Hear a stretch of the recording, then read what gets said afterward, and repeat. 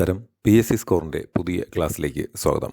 13/2024 എന്ന ചോദ്യപേപ്പറിലെ ചോദ്യങ്ങളും ഉത്തരങ്ങളുമാണ് നമ്മളിന്ന് സംസാരിക്കുന്നത്. നന്നായിട്ട് പഠിക്കുക. വിജയാശംസകൾ.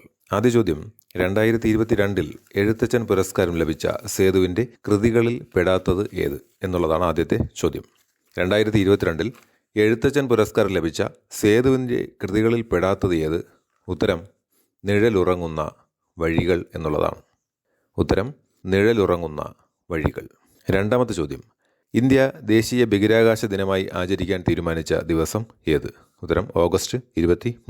ഇന്ത്യ ദേശീയ ബഹിരാകാശ ദിനമായി ആചരിക്കാൻ തീരുമാനിച്ച ദിവസം ഓഗസ്റ്റ് 23.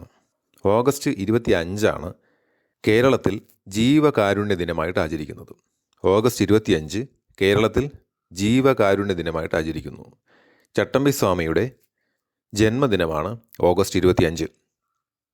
ചട്ടമ്പി സ്വാമിയുടെ ജന്മദിനം ഓഗസ്റ്റ് 25.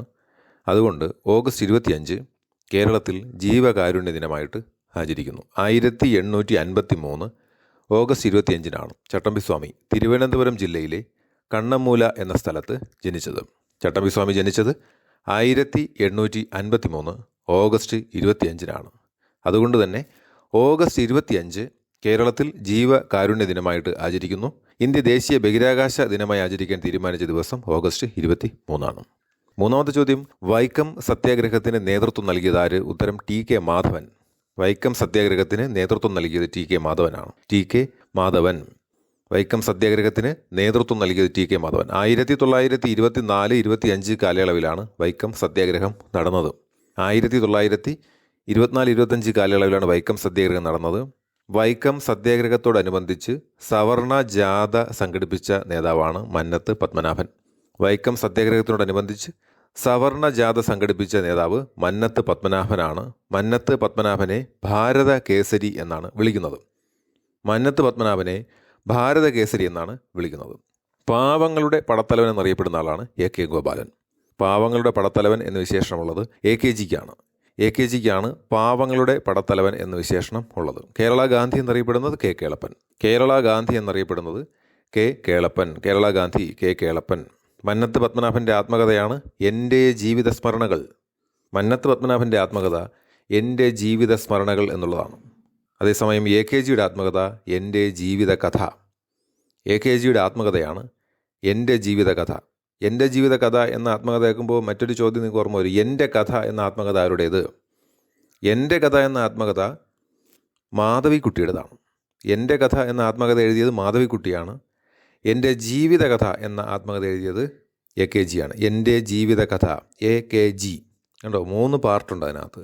എൻ്റെ ജീവിത കഥ എഴുതിയത് AKG, എൻ്റെ കഥ എഴുതിയത് മാധവിക്കുട്ടി, എൻ്റെ ജീവിത സ്മരണകൾ എന്ന ആത്മകഥ എഴുതിയത് മന്നത്ത് പത്മനാഭൻ. അപ്പോൾ വൈക്കം സത്യാഗ്രഹത്തിന് നേതൃത്വം നൽകിയത് TK മാധവൻ. നാലാമത്തെ ചോദ്യം, കേരളത്തെ ഭ്രാന്താലയം എന്ന് വിളിച്ച സാമൂഹ്യ പരിഷ്കർത്താവ് ആര്? ഉത്തരം സ്വാമി വിവേകാനന്ദൻ. കേരളത്തെ ഭ്രാന്താലയം എന്ന് വിളിച്ച സാമൂഹ്യ പരിഷ്കർത്താവാണ് സ്വാമി വിവേകാനന്ദൻ. 1892 വിവേകാനന്ദൻ കേരളത്തിൽ എത്തിച്ചേർന്നത്. 1892 1892 1892 വിവേകാനന്ദൻ കേരളത്തിലെത്തിയത്. കേരളത്തിലെത്തി തൊട്ടടുത്ത വർഷം അദ്ദേഹം അമേരിക്കയിൽ പോയി. 1892 വിവേകാനന്ദൻ കേരളത്തിലെത്തിയത്. അപ്പോഴാണ് കേരളത്തെ ഭ്രാന്താലയം എന്ന് വിശേഷിപ്പിച്ചത്. തൊട്ടടുത്ത വർഷം 1893 സെപ്റ്റംബർ 11 വിവേകാനന്ദൻ്റെ ചിക്കാഗോ പ്രസംഗം. 1893 സെപ്റ്റംബർ 11 വിവേകാനന്ദൻ്റെ ചിക്കാഗോ പ്രസംഗം. അമേരിക്കയിലെ എൻ്റെ സഹോദരീ സഹോദരന്മാരെ എന്ന് തുടങ്ങുന്ന പ്രസംഗം വിവേകാനന്ദൻ ചിക്കാഗോയിൽ നടത്തിയ വർഷം അല്ലെങ്കിൽ തീയതി 1893 സെപ്റ്റംബർ 11 വിവേകാനന്ദൻ കേരളത്തിലെത്തിയത് 1892. തിരുവിതാംകൂറിലെ രാജവാഴ്ചയുടെ അഴിമതികളെയും അനീതികളെയും വെളിച്ചത്ത് കൊണ്ടുവരുന്ന സ്വദേശാഭിമാനി പത്രത്തിൻ്റെ സ്ഥാപകൻ ആരാണ്? സ്വദേശാഭിമാനി പത്രത്തിൻ്റെ സ്ഥാപകൻ വക്കം അബ്ദുൽ ഖാദർ മൗലവിയാണ്. സ്വദേശാഭിമാനി പത്രത്തിൻ്റെ സ്ഥാപകൻ വക്കം അബ്ദുൽ ഖാദർ മൗലവി. ശ്രദ്ധിക്കുക, 1905 തിരുവനന്തപുരം ജില്ലയിലെ 5 തെങ്ങിൽ നിന്ന് ആരംഭിച്ച പത്രമാണ് സ്വദേശാഭിമാനി. 1905 തിരുവനന്തപുരം ജില്ലയിലെ 5 തെങ്ങ്. 1905 5 തെങ്ങ് 5 തെങ്ങ്. അപ്പോൾ 1905 തിരുവനന്തപുരം ജില്ലയിലെ അഞ്ചുതെങ്ങിൽ നിന്ന് ആരംഭിച്ച പത്രമാണ് സ്വദേശാഭിമാനി. ആ പത്രം ആരംഭിച്ച ആളാണ് വക്കം അബ്ദുൽ ഖാദർ മൗലവി. കെ രാമകൃഷ്ണപിള്ള എന്ന് പറയുന്നത് ആ പത്രത്തിൻ്റെ പത്രാധിപരായിരുന്നു. സ്വദേശാഭിമാനി കെ രാമകൃഷ്ണപിള്ള സ്വദേശാഭിമാനി പത്രത്തിൻ്റെ പത്രാധിപരായി പ്രവർത്തിച്ചിട്ടുണ്ട്. പക്ഷേ പത്രം സ്ഥാപകൻ ആര് എന്ന് ചോദിച്ചാൽ ഉത്തരം വക്കം അബ്ദുൽ ഖാദർ മൗലവിയാണ്. വക്കം അബ്ദുൽ ഖാദർ മൗലവി. ഈ സ്വദേശാഭിമാനി പത്രത്തിൻ്റെ ആദ്യ പത്രാധിപർ ആരെന്ന് ചോദിച്ചാൽ ഉത്തരം CP ഗോവിന്ദപിള്ള. സ്വദേശാഭിമാനി പത്രത്തിൻ്റെ ആദ്യ പത്രാധിപർ CP ഗോവിന്ദപിള്ള. പത്രത്തിൻ്റെ സ്ഥാപകൻ വക്കം അബ്ദുൽ ഖാദർ മൗലവി. സ്ഥാപിച്ച വർഷം 1905. എവിടെ നിന്നാണ് പ്രസിദ്ധീകരണം തുടങ്ങിയത്? തിരുവനന്തപുരം ജില്ലയിലെ അഞ്ചുതെങ്ങിൽ നിന്നാണ് പ്രസിദ്ധീകരണം ആരംഭിച്ചത്. ആറാമത്തെ ചോദ്യം. കേരളത്തിലെ ആദ്യകാല സാമൂഹ്യ പരിഷ്കർത്താക്കളിൽ ഒരാളായിരുന്ന വൈകുണ്ഠസ്വാമികളുടെ പ്രവർത്തനങ്ങളിൽ ഉൾപ്പെടാത്തത് ഏതെല്ലാം? കേരളത്തിലെ ആദ്യകാല സാമൂഹ്യ പരിഷ്കർത്താക്കളിൽ ഒരാളായിരുന്ന വൈകുണ്ഠസ്വാമികളുടെ പ്രവർത്തനങ്ങളിൽ ഉൾപ്പെടാത്തത്: 1. ബ്രിട്ടീഷ് ഭരണത്തെ വെൺനീച ഭരണം എന്ന് വിളിച്ചു. 2. സമപന്തി ഭോജനം സംഘടിപ്പിച്ചു. 3. മനുഷ്യത്വമാണ് മനുഷ്യൻ്റെ ജാതി എന്ന് പ്രഖ്യാപിച്ചു. 4. സമത്വ സമാജം എന്ന സംഘടന സ്ഥാപിച്ചു. ഇതിലെ ശരിയുത്തരം അദ്ദേഹത്തിൻ്റെ പ്രവർത്തനങ്ങൾ ഉൾപ്പെടാത്തത് ഏതെന്ന് ചോദിച്ചു കഴിഞ്ഞാൽ മൂന്നാമത് പറഞ്ഞിരിക്കുന്ന മനുഷ്യത്വമാണ് മനുഷ്യൻ്റെ ജാതി എന്ന് പ്രഖ്യാപിച്ചത് വൈകുണ്ഠസ്വാമികളല്ല. ബാക്കി മൂന്നും അദ്ദേഹത്തിൻ്റെ പ്രവർത്തനങ്ങൾ ആണ്. ബ്രിട്ടീഷ് ഭരണത്തെ വെണ്ണീച ഭരണം എന്ന് വിളിച്ചത് വൈകുണ്ഠസ്വാമികളാണ്. ബ്രിട്ടീഷ് ഭരണത്തെ വെണ്ണീച ഭരണം എന്ന് വിളിച്ചത് വൈകുണ്ഠസ്വാമികളാണ്. സമപന്തി ഭോജനം വൈകുണ്ഠസ്വാമികൾ സംഘടിപ്പിച്ചിട്ടുണ്ട്. സമത്വ സമാജം 1836 സമത്വ സമാജം എന്ന സംഘടന സ്ഥാപിച്ചതും വൈകുണ്ഠസ്വാമികളാണ്. അപ്പോൾ ഈ 1, 2, 4 എന്ന് പറയുന്ന പോയിന്റുകളെല്ലാം വൈകുണ്ഠസ്വാമികളുമായി ബന്ധപ്പെട്ടിരിക്കുന്നു. അദ്ദേഹത്തിൻ്റെ പ്രവർത്തനങ്ങളിൽ ഉൾപ്പെടാത്തത് മനുഷ്യത്വമാണ് മനുഷ്യൻ്റെ ജാതി എന്ന് പ്രഖ്യാപിച്ചു എന്നുള്ളത് വൈകുണ്ഠസ്വാമിയുമായി ബന്ധപ്പെട്ട പോയിന്റ് അല്ല.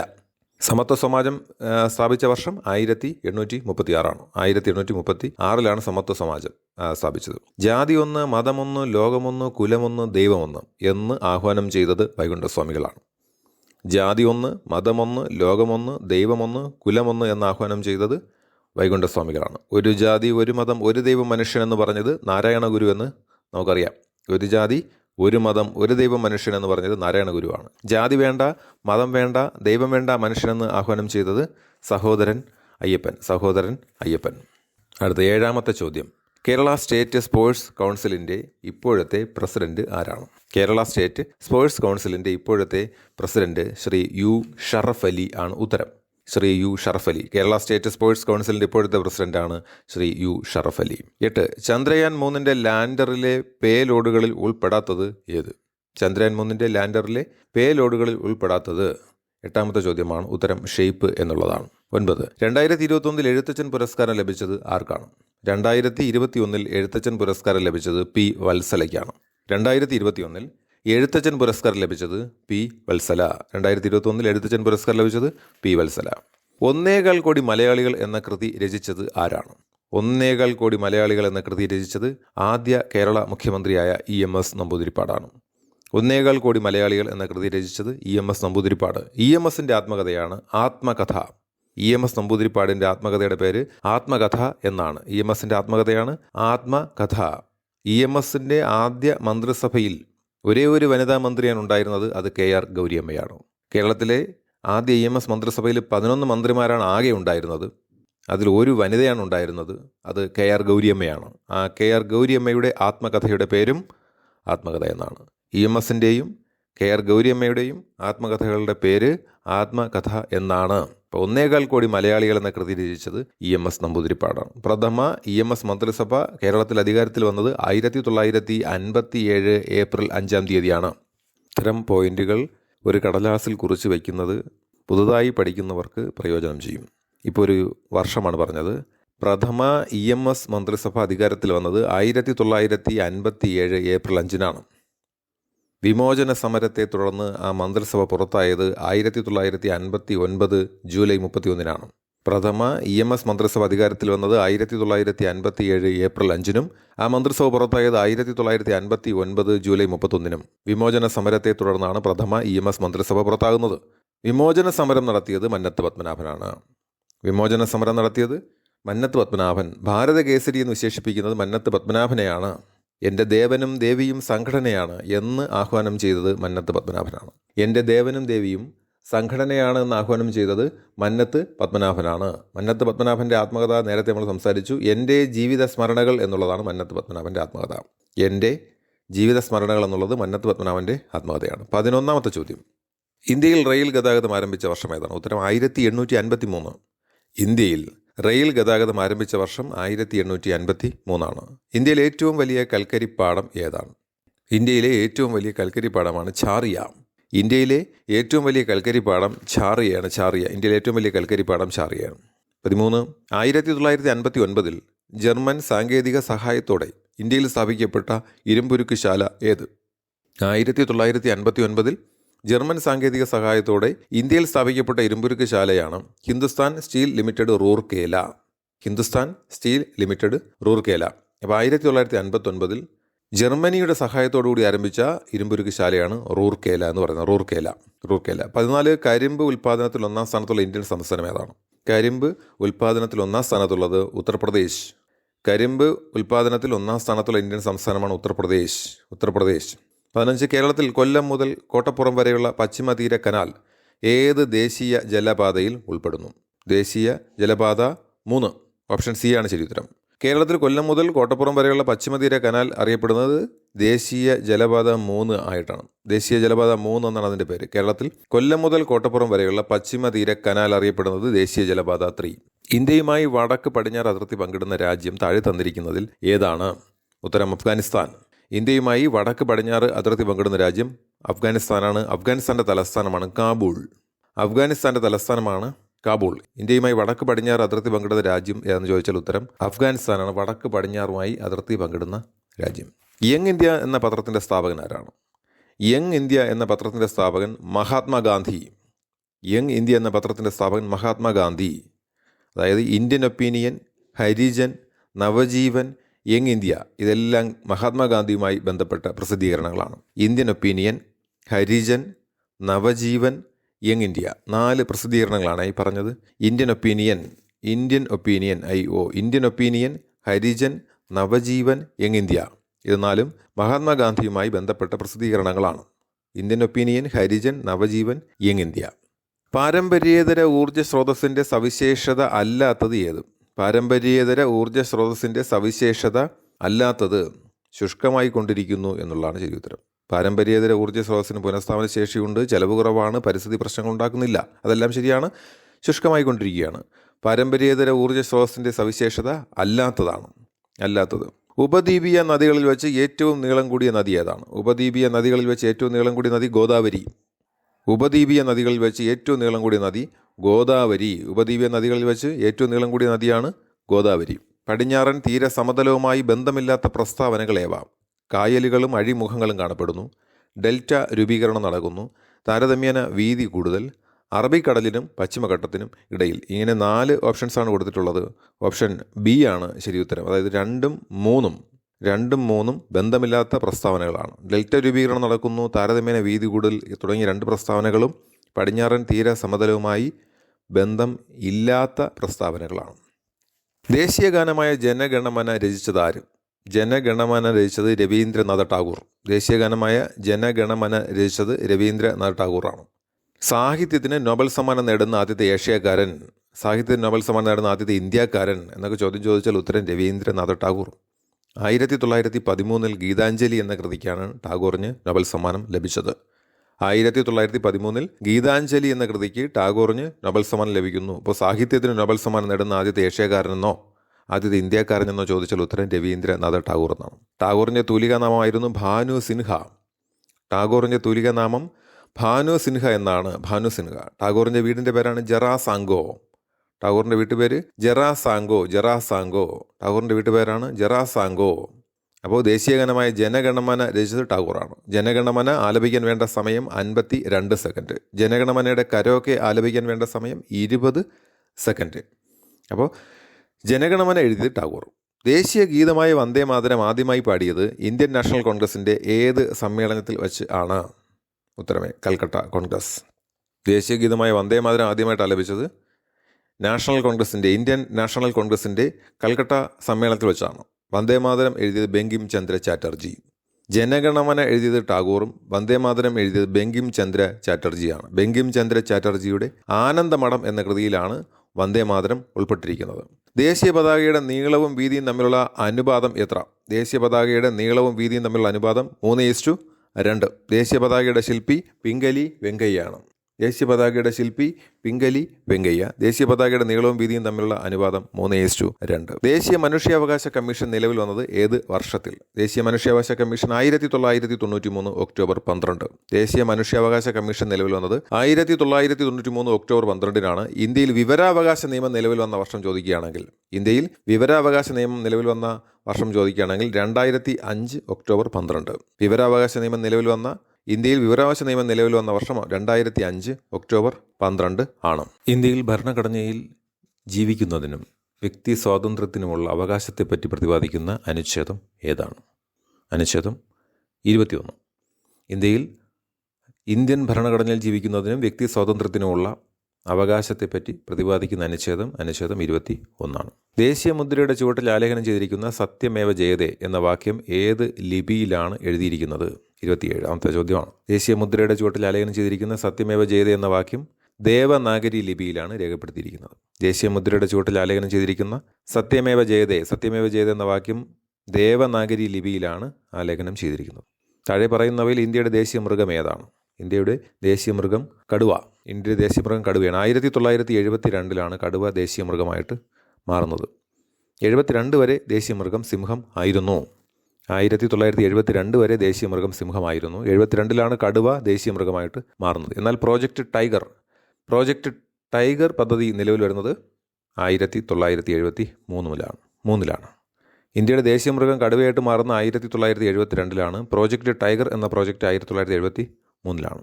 ഇന്ത്യൻ ഭരണഘടനയിൽ 6 മുതൽ 14 വയസ്സ് വരെയുള്ള കുട്ടികൾക്ക് സൗജന്യവും നിർബന്ധിതവുമായ വിദ്യാഭ്യാസം മൗലിക അവകാശമാണ്. ഭരണഘടനയുടെ ഏതനുച്ഛേദമാണ് ഈ വിദ്യാഭ്യാസ അവകാശം ഉൾപ്പെടുത്തിയിട്ടുള്ളത്? അപ്പോൾ 6 മുതൽ 14 വയസ്സ് വരെയുള്ള കുട്ടികൾക്ക് സൗജന്യവും നിർബന്ധിതവുമായ വിദ്യാഭ്യാസം നൽകണമെന്ന് പറയുന്ന ഭരണഘടനയുടെ വകുപ്പ് ഏതാണ്? അനുച്ഛേദം 21A.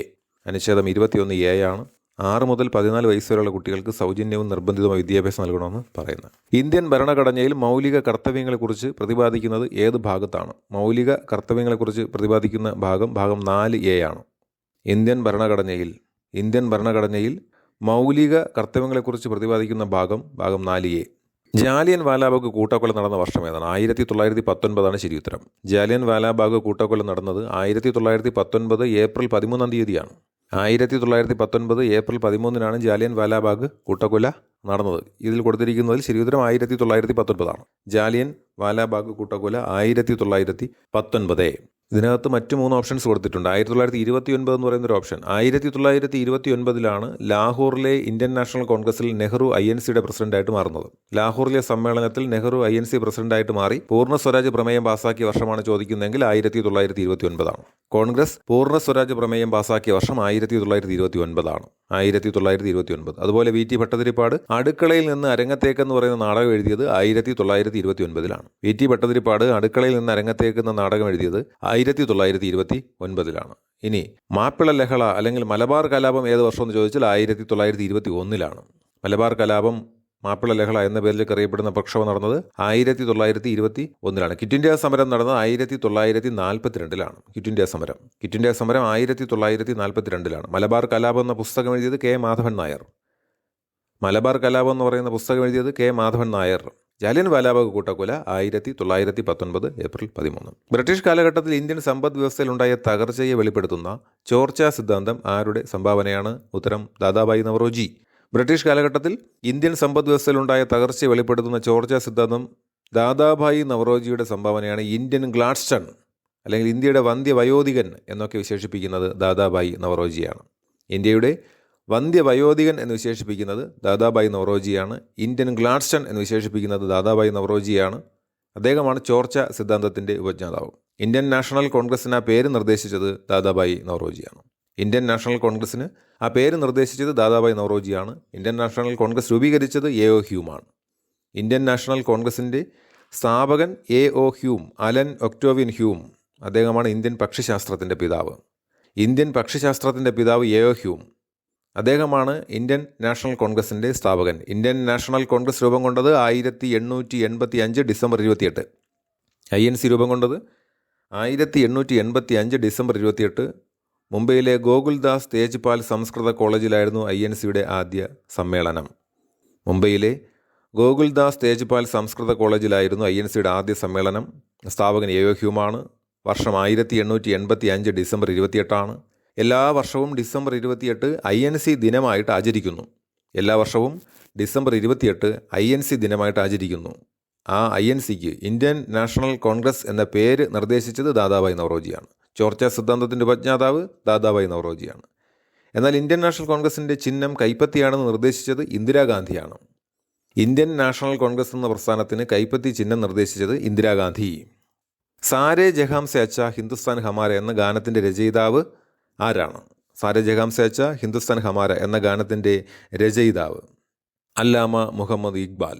അല്ലാമ മുഹമ്മദ് ഇക്ബാലാണ് സാരേ ജഹാം സെ അച്ഛാ ഹിന്ദുസ്ഥാൻ ഹമാര എന്ന ഗാനത്തിൻ്റെ രചയിതാവ്. സുബ്രഹ്മണ്യ ഭാരതി ഒരു തമിഴ് കവിയാണ്.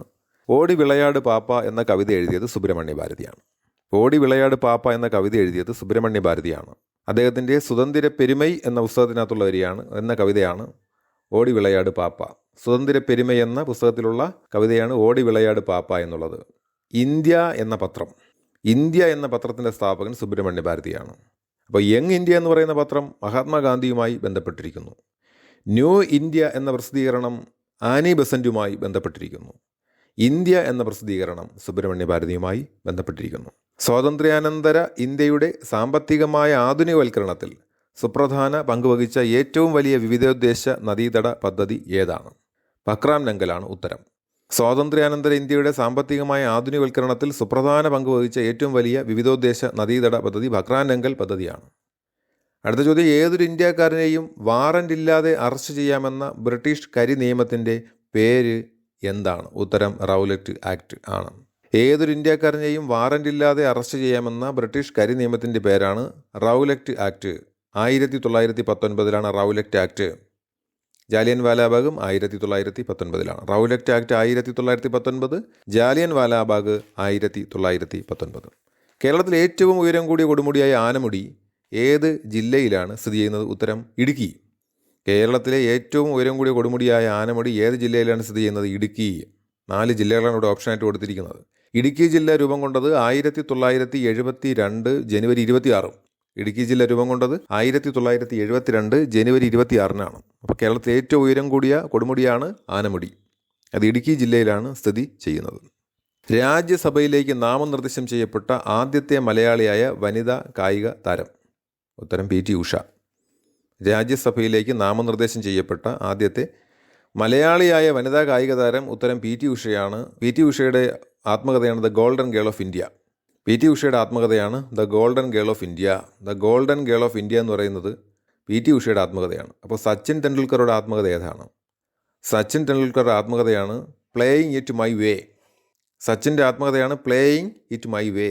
മേരി കോമിൻ്റെ ആത്മകഥയാണ് അൺബ്രേക്കബിൾ. മേരി കോമിൻ്റെ ആത്മകഥയാണ് അൺബ്രേക്കബിൾ. സച്ചിൻ്റെ ആത്മകഥയാണ് playing it my way. PT ഉഷയുടെ ആത്മകഥയാണ് the golden girl of India. രാജ്യസഭയിലേക്ക് നാമനിർദ്ദേശം ചെയ്യപ്പെട്ട ആദ്യ മലയാളിയായ വനിതാ കായിക താരം PT ഉഷ. കൊച്ചി മെട്രോ നിലവിൽ വന്ന വർഷം ഏതാണ്? 2017. കൊച്ചി മെട്രോ നിലവിൽ വന്നത് 2017. കേരളത്തിലെ നദികളിൽ കിഴക്കോട്ട് ഒഴുകുന്ന നദി താഴെ തന്നിരിക്കുന്നതിൽ ഏത് നദിയാണ് കേരളത്തിലെ നദികളിൽ കിഴക്കോട്ട് ഒഴുകുന്നത്? നെയ്യാർ, പാമ്പാർ, ചാലിയാർ, പെരിയാർ. നെയ്യാർ, പാമ്പാർ, ചാലിയാർ, പെരിയാർ. കേരളത്തിൽ 44 നദികൾ ആകെയുണ്ട്. 3 നദികൾ കിഴക്കോട്ടൊഴുകുന്നു, 41 നദികൾ പടിഞ്ഞാറോട്ടൊഴുകുന്നു. ആകെ 44 നദികളിൽ 3 നദികൾ കിഴക്കോട്ടൊഴുകുന്നു, 41 നദികൾ പടിഞ്ഞാറോട്ടൊഴുകുന്നു. കിഴക്കോട്ടൊഴുകുന്ന 3 നദികൾ കബനി, ഭവാനി, പാമ്പാർ എന്നിവയാണ്. അപ്പോൾ ഇവിടെ ശരിയുത്തരം പാമ്പാറാണ്. കബനി, ഭവാനി, പാമ്പാർ ഇത് 3ആണ് കിഴക്കോട്ടൊഴുകുന്നത്. കബനി വയനാട് ജില്ലയിലൂടെയാണ് ഒഴുകുന്നത്, ഭവാനി പാലക്കാട് ജില്ലയിലൂടെയാണ് ഒഴുകുന്നത്, പാമ്പാർ ഇടുക്കി ജില്ലയിലൂടെയാണ് ഒഴുകുന്നത്. കബനി വയനാട് ജില്ല, ഭവാനി പാലക്കാട് ജില്ല, പാമ്പാർ ഇടുക്കി ജില്ല. അപ്പോൾ കിഴക്കോട്ടൊഴുകുന്നത് തന്നിരിക്കുന്നതിൽ ഉത്തരം പാമ്പാറാണ്. പൊന്നാനി തുറമുഖം ഏത് നദിയുടെ അഴിമുഖത്ത് സ്ഥിതി ചെയ്യുന്ന മത്സ്യബന്ധന തുറമുഖമാണ്? പൊന്നാനി തുറമുഖം ഭാരതപ്പുഴയുടെ തീരത്താണ്. ഭാരതപ്പുഴയുടെ അഴിമുഖത്ത് സ്ഥിതി ചെയ്യുന്ന മത്സ്യബന്ധന തുറമുഖമാണ് പൊന്നാനി. ഭാരതപ്പുഴയുടെ തീരത്തുള്ളതാണ് പൊന്നാനി.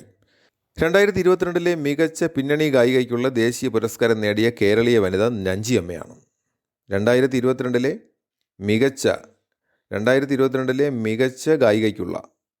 മികച്ച പിന്നണി ഗായികയ്ക്കുള്ള ദേശീയ പുരസ്കാരം നേടിയ കേരളീയ വനിത നഞ്ചിയമ്മ. കേരളത്തിലെ ആധുനിക വ്യവസായങ്ങളുടെ വളർച്ചയെ ത്വരിതപ്പെടുത്തിയ പള്ളിവാസൽ ജലവൈദ്യുത പദ്ധതി സ്ഥിതി ചെയ്യുന്നത് ഏത് ജില്ലയിലാണ്? ഉത്തരം ഇടുക്കി. കേരളത്തിലെ ആധുനിക വ്യവസായങ്ങളുടെ വളർച്ചയെ ത്വരിതപ്പെടുത്തിയ പള്ളിവാസൽ ജലവൈദ്യുത പദ്ധതി സ്ഥിതി ചെയ്യുന്നത് ഇടുക്കി ജില്ലയിലാണ്. വംശനാശം സംഭവിച്ചുകൊണ്ടിരിക്കുന്ന വരയാടുകളെ സംരക്ഷിക്കുന്ന കേരളത്തിലെ ദേശീയ ഉദ്യാനം ഇരവികുളം. വംശനാശം സംഭവിച്ചുകൊണ്ടിരിക്കുന്ന വരയാടുകളെ സംരക്ഷിക്കുന്ന കേരളത്തിലെ ദേശീയ ഉദ്യാനമാണ് ഇരവികുളം. ഇരവികുളം ദേശീയ ഉദ്യാനമായത് 1978 ഇരവികുളം ദേശീയ ഉദ്യാനമായി മാറിയത് 1978 ഇരവികുളം ദേശീയ ഉദ്യാനമായത്. കേരളത്തിലെ ആദ്യത്തെ ദേശീയ ഉദ്യാനം ഇരവികുളമാണ്. കേരളത്തിലെ ആദ്യത്തെ ദേശീയ ഉദ്യാനം ഇരവികുളം. കേരളത്തിലെ ഏറ്റവും വലിയ ദേശീയ ഉദ്യാനം ഇരവികുളം. കേരളത്തിലെ ഏറ്റവും ഉയരത്തിൽ സ്ഥിതി ചെയ്യുന്ന ദേശീയ ഉദ്യാനം ഇരവികുളം. അപ്പോൾ കേരളത്തിൽ ആദ്യത്തേത്, കേരളത്തിൽ വലുത്, കേരളത്തിൽ ഏറ്റവും ഉയരത്തിൽ സ്ഥിതി ചെയ്യുന്നത്, ഇത് മൂന്നും ചോദിക്കുകയാണെങ്കിൽ അത് ഇരവികുളമാണ്. ഇരവികുളം ദേശീയ ഉദ്യാനമായത് 1978 ഇരവികുളം ദേശീയ ഉദ്യാനമായത് 1978 കേരളത്തിലെ ഏറ്റവും വലിയ കായൽ ഏതാണ്? കേരളത്തിലെ ഏറ്റവും വലിയ കായൽ വേമ്പനാട്ട് കായൽ. കേരളത്തിലെ ഏറ്റവും വലിയ കായൽ, ഉത്തരം വേമ്പനാട്ട് കായലാണ്. കേരളത്തിലെ ഏറ്റവും വലിയ കായൽ വേമ്പനാട്ട് കായൽ. കേരളത്തിലെ ഏറ്റവും വലിയ ശുദ്ധജല തടാകം ശാസ്താംകോട്ട കായൽ. കേരളത്തിലെ ഏറ്റവും വലിയ ശുദ്ധജല തടാകം ശാസ്താംകോട്ട കായലാണ്. ഏറ്റവും വലിയ കായൽ ചോദിക്കുകയാണെങ്കിൽ ഉത്തരം വേമ്പനാട്ട് കായലാണ്. കേരളത്തിൻ്റെ സ്വപ്ന പദ്ധതിയായ വിഴിഞ്ഞം തുറമുഖം ഏത് താലൂക്കിലാണ് സ്ഥിതി ചെയ്യുന്നത്? കേരളത്തിലെ സ്വപ്ന പദ്ധതിയായ വിഴിഞ്ഞം തുറമുഖം ഏത് താലൂക്കിലാണ് സ്ഥിതി ചെയ്യുന്നത്? ഉത്തരം നെയ്യാറ്റിൻകര.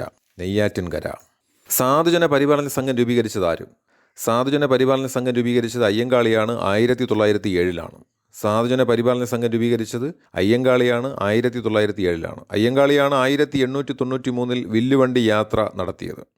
1893 വെങ്ങാനൂർ മുതൽ കവടിയാർ വരെ വില്ലുവണ്ടി യാത്ര നടത്തിയത് അയ്യങ്കാളിയാണ്. 1893 വെങ്ങാനൂർ മുതൽ കവടിയാർ വരെ വില്ലുവണ്ടി യാത്ര നടത്തിയത് അയ്യങ്കാളിയാണ്. അദ്ദേഹം 1907 ആരംഭിച്ച പ്രസ്ഥാനമാണ് സാധുജന പരിപാലന സംഘം. സാധുജന പരിപാലന സംഘത്തിൻ്റെ മുഖപത്രമാണ് സാധുജന പരിപാലിനി. പുറത്തിറങ്ങിയത് 1913 മുതൽ. സാധുജന പരിപാലന സംഘത്തിൻ്റെ മുഖപത്രമാണ് സാധുജന പരിപാലിനി. സാധുജന പരിപാലിനി പുറത്തിറങ്ങിയത് 1913. അപ്പോൾ വില്ലുവണ്ടി യാത്ര 1893. വില്ലുവണ്ടി യാത്ര 1893 വെങ്ങാനൂർ മുതൽ കവടിയാർ വരെ. ഇന്ത്യയുടെ മഹാനായ പുത്രനെന്ന് ഇന്ദിരാഗാന്ധി വിശേഷിപ്പിച്ചത് അയ്യങ്കാളിയാണ്. ഇന്ത്യയുടെ മഹാനായ പുത്രനെന്ന് ഇന്ദിരാഗാന്ധി വിശേഷിപ്പിച്ചത് അയ്യങ്കാളിയാണ്. അടുത്ത ചോദ്യം, 1888 ശ്രീ നാരായണഗുരു ശിവപ്രതിഷ്ഠ നടത്തിയ സ്ഥലം അരുവിപ്പുറം, തിരുവനന്തപുരം ജില്ല. 1888 നാരായണഗുരു ശിവപ്രതിഷ്ഠ നടത്തിയ സ്ഥലമാണ് അരുവിപ്പുറം. 1888 മലയാള മനോരമ പത്രം ആരംഭിക്കുന്നത്. 1888 മലയാള മനോരമ പത്രം ആരംഭിക്കുന്നത്. അരുവിപ്പുറം പ്രതിഷ്ഠ നാരായണഗുരു നടത്തിയ വർഷം ചോദിച്ചാലും 1888 1888. കേരളത്തിൽ ബ്രിട്ടീഷുകാർക്കെതിരെ നടന്ന ആദ്യത്തെ സംഘടിത കലാപം ആറ്റിങ്ങൽ കലാപം. 1721 ആറ്റിങ്ങൽ കലാപം. കേരളത്തിൽ ബ്രിട്ടീഷുകാർക്കെതിരെ നടന്ന ആദ്യത്തെ സംഘടിത കലാപം ആറ്റിങ്ങൽ കലാപം. ആറ്റിങ്ങൽ കലാപം നടക്കുന്നത് 1721. മലബാർ കലാപം നടക്കുന്നത് 1921. ആറ്റിങ്ങൽ കലാപം 1721, മലബാർ കലാപം 1921. അപ്പോൾ അതിൻ്റെ പ്രത്യേകത, കേരളത്തിൽ ബ്രിട്ടീഷുകാർക്കെതിരെ നടന്ന ആദ്യത്തെ സംഘടിത കലാപം ചോദിച്ചാൽ ഉത്തരം ആറ്റിങ്ങൽ കലാപം. വൈക്കം സത്യാഗ്രഹം നടന്ന വർഷം ഏതാണ്? 1924. വൈക്കം സത്യാഗ്രഹം നടന്നത് 1924. വൈക്കം ഹീറോ എന്നറിയപ്പെടുന്നത് ഇ വി രാമസ്വാമി നായ്ക്കർ. വൈക്കം ഹീറോ എന്നറിയപ്പെടുന്നത് ഇ വി രാമസ്വാമി നായ്ക്കറാണ്. വൈക്കം സത്യാഗ്രഹവുമായി ബന്ധപ്പെട്ട് സവർണ ജാഥ സംഘടിപ്പിച്ചത് മന്നത്ത് പത്മനാഭൻ. വൈക്കം സത്യാഗ്രഹവുമായി ബന്ധപ്പെട്ട് സവർണ ജാഥ സംഘടിപ്പിച്ചത് മന്നത്ത് പത്മനാഭനാണ്. സത്യാഗ്രഹം നടന്നത് 1924. വൈക്കം സത്യാഗ്രഹത്തിനെ സപ്പോർട്ട് ചെയ്യുന്നതിന് വേണ്ടി മഹാത്മാഗാന്ധി കേരളത്തിലെത്തിയത് 1925. മഹാത്മാഗാന്ധി വൈക്കം സത്യാഗ്രഹത്തിനെ സപ്പോർട്ട് ചെയ്യാനായിട്ട് കേരളത്തിൽ എത്തിച്ചേർന്ന വർഷം 1925. വൈക്കം സത്യാഗ്രഹം 24, 25 കാലയളവിലാണ് സമരം നടക്കുന്നത്. മഹാത്മാഗാന്ധി അതിന് അനുഭവം പ്രകടിപ്പിച്ചുകൊണ്ട് കേരളത്തിൽ സന്ദർശനം നടത്തിയത് 1925. വൈക്കം ഹീറോ എന്നറിയപ്പെടുന്നത് ഇ വി രാമസ്വാമി നായ്ക്കർ. വൈക്കം സത്യാഗ്രഹവുമായി ബന്ധപ്പെട്ടാണ് സവർണ ജാഥ സംഘടിപ്പിച്ചത് മന്നത്ത് പത്മനാഭനാണ്. ധീവര സമുദായത്തിൻ്റെ അവകാശങ്ങൾ സംരക്ഷിക്കാൻ വേണ്ടി പണ്ഡിറ്റ് കറുപ്പൻ നേതൃത്വം നൽകിയ പ്രസ്ഥാനം ഏതാണ്? ഉത്തരം അരയ സമാജം. ധീവര സമുദായത്തിൻ്റെ അവകാശങ്ങൾ സംരക്ഷിക്കാൻ പണ്ഡിറ്റ് കറുപ്പൻ നേതൃത്വം നൽകിയ പ്രസ്ഥാനമാണ് അരയ സമാജം. പണ്ഡിറ്റ് കറുപ്പൻ കേരളത്തിന്റെ എബ്രഹാം ലിങ്കൺ എന്നറിയപ്പെടുന്നത്. പണ്ഡിറ്റ് കറുപ്പനെ വിശേഷിപ്പിക്കുന്നത് കേരളത്തിന്റെ Abraham Lincoln, Lincoln of Kerala എന്നാണ് പണ്ഡിറ്റ് കറുപ്പനെ വിശേഷിപ്പിക്കുന്നത്. അദ്ദേഹം ജനിച്ചത് 1885 മരണപ്പെടുന്നത് 1938. നോക്കൂ, ഇന്ത്യൻ നാഷണൽ കോൺഗ്രസ് രൂപം കൊള്ളുമ്പോൾ പണ്ഡിറ്റ് കറുപ്പൻ ജനിച്ചു 1885. തിരുവിതാംകൂർ സ്റ്റേറ്റ് കോൺഗ്രസ് രൂപം കൊള്ളുമ്പോൾ അദ്ദേഹം മരണപ്പെട്ടു 1938. ഈ രണ്ട് കോൺഗ്രസുകൾ നിങ്ങളുടെ മനസ്സിലുണ്ടായിരിക്കണം. Indian National Congress 1885. ഈ കറുപ്പൻ ജനിച്ച വർഷമാണ് ഞാൻ ഈ പറയുന്നത്. ഇന്ത്യൻ നാഷണൽ കോൺഗ്രസ് രൂപം കൊണ്ട് ആ തീയതിയിലല്ല അദ്ദേഹം ജനിക്കുന്നത്, ഡിസംബർ 28 1885 കറുപ്പൻ ജനിക്കുന്നത്. 1885 കറുപ്പൻ ജനിക്കുന്നത്. തിരുവിതാംകൂർ സ്റ്റേറ്റ് കോൺഗ്രസ് എന്ന പ്രസ്ഥാനം രൂപം കൊള്ളുന്ന 1938. ആ 1938 പണ്ഡിറ്റ് കറുപ്പൻ മരണപ്പെടുന്നത്. അദ്ദേഹത്തിന്റെ വീടിന്റെ പേരാണ് സാഹിത്യ കുടീരം. പണ്ഡിറ്റ് കറുപ്പന്റെ വീട്ടുപേരാണ് സാഹിത്യ കുടീരം. സാഹിത്യ കുടീരം എന്ന് പറയുന്നത് പണ്ഡിറ്റ് കറുപ്പന്റെ വീട്ടുപേരാണ്. സാഹിത്യ കുടീരം കറുപ്പന്റെ വീട്ടുപേരാണ്. കേരളത്തിന്റെ എബ്രഹാം ലിങ്കൺ എന്ന് വിശേഷണമുള്ളത് പണ്ഡിറ്റ് കറുപ്പനാണ്. കേരളത്തിന്റെ എബ്രഹാം ലിങ്കൺ എന്ന് വിശേഷിപ്പിക്കുന്നത് പണ്ഡിറ്റ് കറുപ്പനെയാണ്. അരയ സമാജം സ്ഥാപിച്ചത്, അരയ സമാജത്തിന്റെ സ്ഥാപകൻ പണ്ഡിറ്റ് കറുപ്പനാണ്. കേരളത്തിന്റെ എബ്രഹാം ലിങ്കൺ എന്നറിയപ്പെടുന്നു. അദ്ദേഹത്തിന്റെ വളരെ പ്രസിദ്ധമായ ഒരു പുസ്തകമാണ് കാട്ടിലെ ചേട്ടൻ. മുൻകാല ഒരു ചോദ്യമാണ്, കാട്ടിലെ ചേട്ടൻ എന്ന് പറയുന്ന പുസ്തകം എഴുതിയതാരാണ്? കാട്ടിലെ ചേട്ടൻ എഴുതിയത് പണ്ഡിറ്റ് കറുപ്പനാണ്. അപ്പോൾ ഇത്രയും 50 വരെയുള്ള ചോദ്യങ്ങളാണ് ഈ ഭാഗത്ത് ഉൾപ്പെടുത്തിയിരിക്കുന്നത്. ഈ ചോദ്യക്കടലാസ് 2 ഭാഗങ്ങളായിട്ടാണ് അവതരിപ്പിക്കാൻ ഉദ്ദേശിച്ചിരിക്കുന്നത്. 50 വരെയുള്ള ചോദ്യം നമ്പർ 50 വരെയുള്ള ചോദ്യങ്ങളാണ് ഈ പറഞ്ഞിരിക്കുന്നത്. ബാക്കിയുള്ള ചോദ്യങ്ങളെല്ലാം മറ്റൊരു ക്ലാസ്സിൽ, അടുത്തൊരു വീഡിയോയിൽ നിങ്ങളുമായി സംസാരിക്കുന്നതായിരിക്കും. ഇത്രയും ഭാഗങ്ങൾ നന്നായിട്ട് പഠിക്കുക. അടുത്ത പരീക്ഷയിൽ ഇതിൽ നിന്ന് ചോദ്യങ്ങൾ നിങ്ങൾക്ക് പ്രതീക്ഷിക്കാം. ഏവർക്കും നന്ദി. വീണ്ടും കേൾക്കാം.